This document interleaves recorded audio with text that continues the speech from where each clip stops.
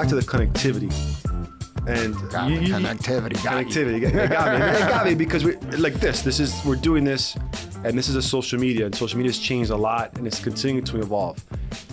Correct me if I'm wrong. I'm gonna throw a stat at you. I forgot who said it, but it was one of those, maybe a tweet. So correct me, but that we were as human beings or society, we were only set up to kind of connect with about 100 people max. I'm not sure we almost dealt, but now let's just say that was the number. Right. Now it's like the volume's gotten bigger because of the ability to kind of connect through social media. It's not the work it takes as far as the conversation, pick up the phone. I mean, how is the level of connectivity change? Are the expectations different? Because I'm thinking about it now, like now with media, it's endless. Like there's no more geographical limitations. Yeah, so I would say, hey, listen, this is our world, right? And social media plays a vital role, right? But is that vast number of the ability to connect now, is it quantitative or is it qualitative? In other words, is it we're going after quantity now rather than quality? Yeah. And I think if you look at a lot of the social issues that we have in this country, a lot of it is because we lack in-depth connectivity, right? The ability before to be able to sit down and have different perspectives, different viewpoints, and talk it out and have that uncomfortable conversations, the ones that we usually avoid. Right? Now we say, you know what, forget that. I'm just going to put it on a tweet and I don't care what I say and how people feel about it. So that discourse that we used to have that was based on respect and we're able to air our differences, and even though it was uncomfortable and it took effort, it's gone now. So I would say, yeah, we're able to connect with a lot more people, but is it good connection? Yeah, because having the quality takes more work.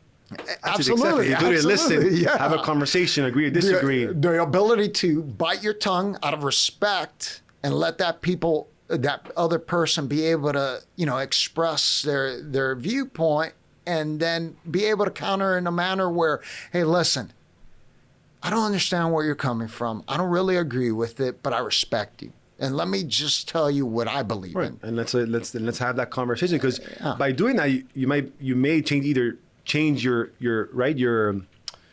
mindset, right, on a certain stance. I mean, I'm not even getting into politics, but it's been hectic, right? I mean, as much as I love social media, but I had to kind of get off it just because it was too much. Yeah, social media is that fine line, right? It is great, but at the same, so it could be your best friend or your worst enemy, right? I think what happens too, if you do it with the right intentions. Absolutely. I like it because, I'm gonna throw another word, accountability. Yeah. But I also believe, though, to your point, but does it really, even if you go in with good intention, because it is tone deaf, right? It's just words on a screen. People could construe it and think of it the way that they want to think of it. So it's really not even that, your intent is not even that clear sometimes. And I think, again, going back to leadership, I think it's essential as leaders, even though we have this amazing communication tool now, that some of these messages that you want to relay to your team has to go beyond just those communication platforms, right? There are still messages that you have to deliver in person, or at the very least via video. Yeah. Oh, I think the video is so much more impactful. Oh, no doubt. And I wanted to ask you something else. I mean, and talking about social media, we're doing a video right now. I kind of get on that topic too with a lot of our sales staff and what we're doing. I'm like, pictures are fine, but a video tells such a more story. You're able to actually see and connect with somebody. It's uncomfortable, but by doing so, it takes it to another level. Right. But I want to ask you, because we talked about something before, I talk about confidence, another word, and how to develop confidence. Are you born with it? I do think that we need to be nicer to ourselves as far as how we talk to ourselves first, then worry about other people. What's a tip for, whether it's a salesperson, a parent, to a son? What is the one tip you kind of would advise as far as how to build confidence in young people? Yeah, listen, I think mental skills 101 here, right, is listen to what you're telling yourself. the person that you will have the most conversation with in your life is yourself. You're constantly having this internal dialogue, right? And this internal dialogue is the one that paints every situation for you. It paints your perspective. So I would say listen to yourself and start speaking to yourself more and listen less. So speaking out loud? Hey, listen. I mean, internal. Like if you had a speaker and everybody could hear what you're saying, Yeah. what would you think? I think there's power. And listen, these are basic skills that we use with our players, right? That we teach our players is, why not say it right underneath your breath, right? There's something about being able to say something and your mind being able to register that, and then everything else follow, right? So absolutely, speak to yourself more, listen less, especially when that conversation, that picture that we're painting is becoming a negative one, you know? And we do that all the time, right? Yeah. Hey, I wrote this email and he replied. Hey, why did he reply that way? Even though when you read the email, yeah. even though the tone you read the email. Did he not care what I said? Yeah. And so all of a sudden, we're painting this entire picture that is probably inaccurate. So why not listen and guard your words and say your words with purpose to yourself? So number one tip, be in contact with that internal conversation. Speak to yourself more, listen a little less. When you were the mental coach for the Boston Red Sox, there you were talking to elite athletes. I mean, the elite, the whatever the percentage is, it's less than 1% of the world. I'm sure those challenges were a lot harder, or the same challenges if you're speaking to your son. Like, is there a correlation with that? Or it's the same process? Absolutely the same. It's absolutely the same. And to your point, we're at about 156 years of Major League Baseball. Only about around 11,000 players have ever played Major League Baseball. So it is a very elite group. But one thing I tell people, they bleed the same way you do. They have their fears the same way that you have, or, they have fear just like you do. They're confident about certain things just like you do. They're ultra competitive is probably the thing that if you told me if there's something that they all have in common, these guys, we could be playing ping pong. They could be playing video games. They're going there to win. So that's the one thing they have in common. However, the strategies are the same because it's human behavior. They just happen to have a skill set in a particular competitive space that is elite, but their doubts are the same. Their fears are the same. So I would say I would approach it just like I would approach it with any other employee, how you would approach it with your kids. It's interesting you brought up the word competitiveness in a sense of, if you break that down, what was it? Passion, talk about intensity, grit. Like I have 8-year-old twins, right? Both completely different, just like I was with my twin brother. What I want as a parent is I want my kids to be passionate about something. Right? Like, how do you, because I think if you're passionate about something, you're going to be ultra competitive as well. You're going to try your best. You kind of like, it's going to be less more about going through the motions, but developing that passion to be competitive. Yeah. These guys obviously were the next level, but what's kind of like your thought as being a parent and finding that within your kids? First of all, you got to expose them to what they love, right? And I think that's our journey as parents, right? Especially when our kids are young, expose them to different things and allow them to find their purpose. As much as I want my kid to be a baseball player. Yeah, because trust me, me too. That's the odds that my son is a baseball player are very little. He just doesn't like it. Yeah. It's not his thing. And I'm okay with that. Maybe not my wife, but I'm okay with it. Where my daughter, highly competitive in soccer. She loves it. She loves to compete, So there's a why there, another catchy phrase, right? So I think the number one thing we could do for our kids is expose them to different things. Allow them to find their purpose, because now there's engagement. Now I want to do good at this because this is what I love to do. And that's when that competitive fire comes out, whether it's like yourself leading a business, or whether it's baseball, soccer, whether it's selling, art, So I think guide them. And expose them to different things, I think, is critical. And then once you see that something has caught their attention, then continue to guide them in that direction so that they get more exposure and they get more repetitions and time in that. I think we can't just continue to expose them and then not pay attention to when something's really caught their attention. I think as parents, just because of experience and maturity level, we're able to catch on to that. And you know what? I'm going to take him back there again. He loved that MMA studio, and he loved that grappling. You know what? Let me take him back there again and see what happens. Now, in your journey too, you did some corporate coaching, correct? Yes. You went out there and spoke to companies. Talk about the competitiveness. What do you think are the biggest things? Like in a company, top to bottom, it's very difficult to relate. The bigger the company goes, the harder the message to get down. And there's different levels in the organization. How does it? The biggest tip, being a parent. But how do you, in your thoughts, what's the biggest way to get, say, a company of 50 employees, to get everybody on the same page as far as being able to compete? Because in business you compete, in sales you have to compete, but is it someone like I imagine, and I love what I do. I know you love what you do. So we go to work and it's, I'm ready to go. Like Monday's exciting. It's fine with me. I don't even know what today is. Today's Thursday, Wednesday. Same thing. I'm gonna go at it. So I'm so thankful and I feel so blessed that I have that passion. But you can't necessarily teach that with everybody. So what do you tell that person that doesn't feel like you feel, that's sitting in the trenches? You have to highlight, and this has been proven consistently with research, right, and performance psychology. You have to highlight what the vision is and what's their purpose in that vision.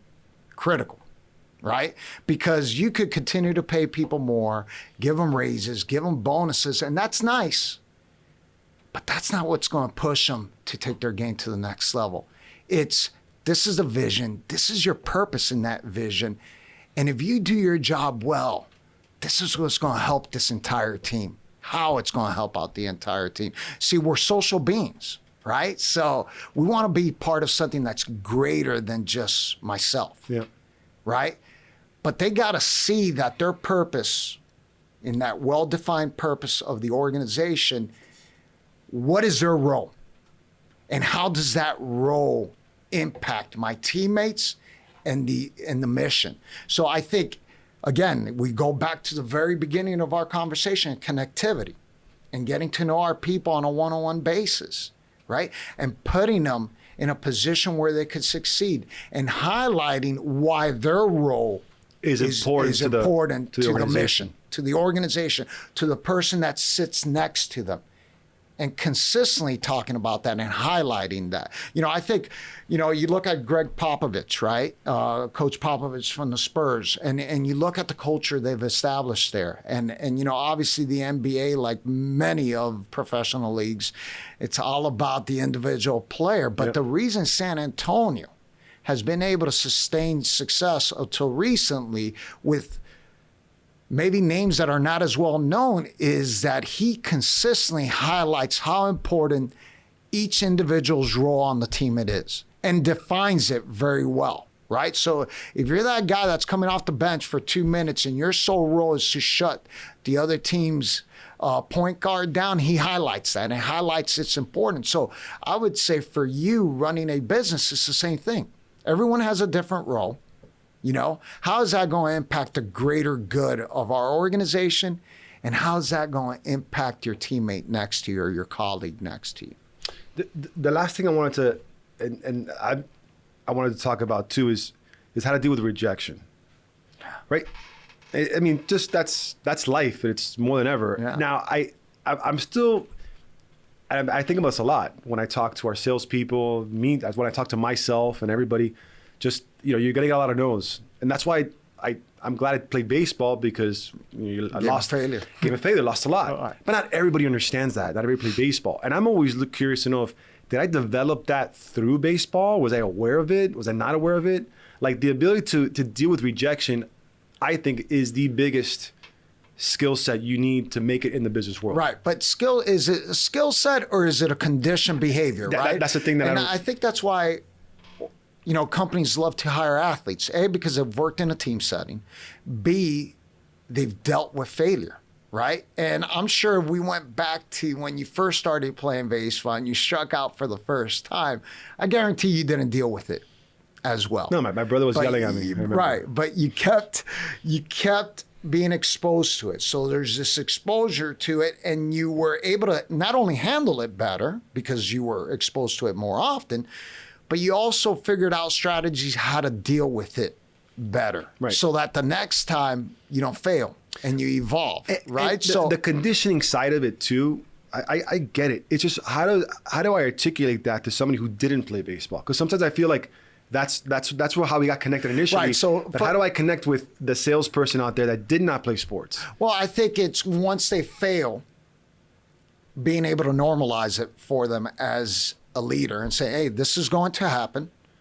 What are areas that you could have done better? What are areas that maybe you didn't do as well? Or what are areas that you felt that you did well? And highlight those, right? And have them write it down. There's power when you write something down. There was something I heard about a confidence book.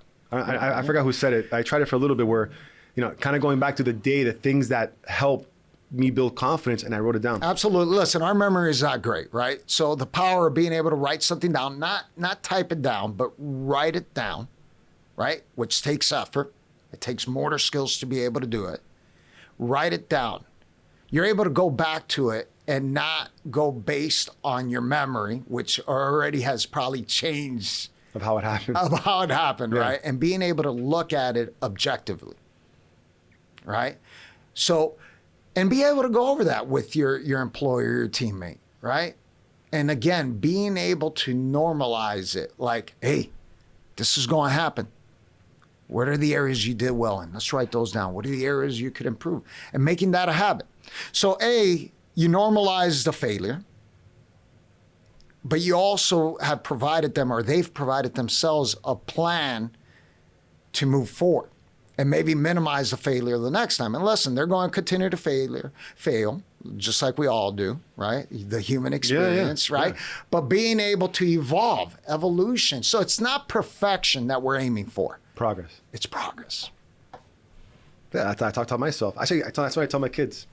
Exactly. Did I hear that from you? Probably. No, but I do talk. You know how baseball players are, bro. I would love to be perfect. I would love. No, it doesn't exist. Yeah. I'd love to be a fly on the wall. We got to record it. You talking to your players. I'm excited for your players. I don't know any of them.